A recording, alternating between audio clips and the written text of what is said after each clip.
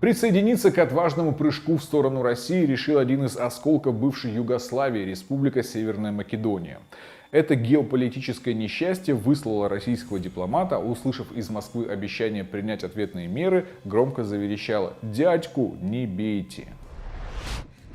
Знаете, что такое европейская солидарность?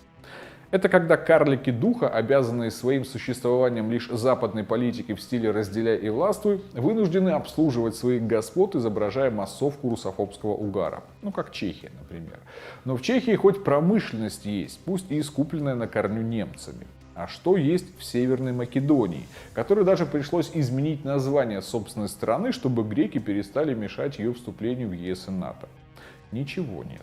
Кроме, естественно, гидности и желания услужить светлоликим господам.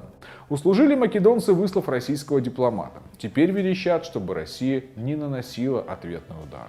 Власти Северной Македонии признались, что в Москве у них работают всего 2 дипломата. Это исполняющий обязанности посла и еще один дипработник. По словам главы МИД Северной Македонии Буяра Османи, в связи с этим Скопье надеется, что Москва не вышлет в ответ на шаги балканского государства одного или обоих македонских дипломатов. Кто сказал слабоумие и отвага?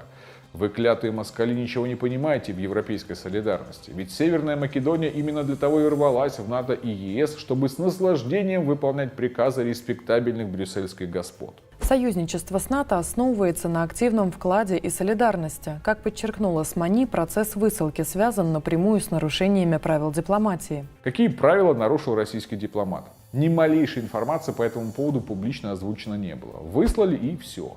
Потому что натовский хозяин приказал, ему массовка нужна. А теперь лакеи, удовлетворившие нужду хозяина, верещат: «Дядьку не бейте». Что же они там на постсоветском пространстве Восточной Европы все такие одинаковые, будто клонированные, а? У меня есть версия, она следующая. Западные и южные славяне за века то немецкого, то османского господства приспособились выживать любыми способами. Стали изворотливыми и двуличными. Главное для них, чтобы пятая точка была в тепле. Никакие лишения в борьбе за свободу они в массе терпеть не намерены, на что указывает, например, история той же Чехии. Помните, да, что в 1939 году нашелся единственный офицер, приказавший своему подразделению, вопреки приказу трусливых политиков, сражаться с вермахтом.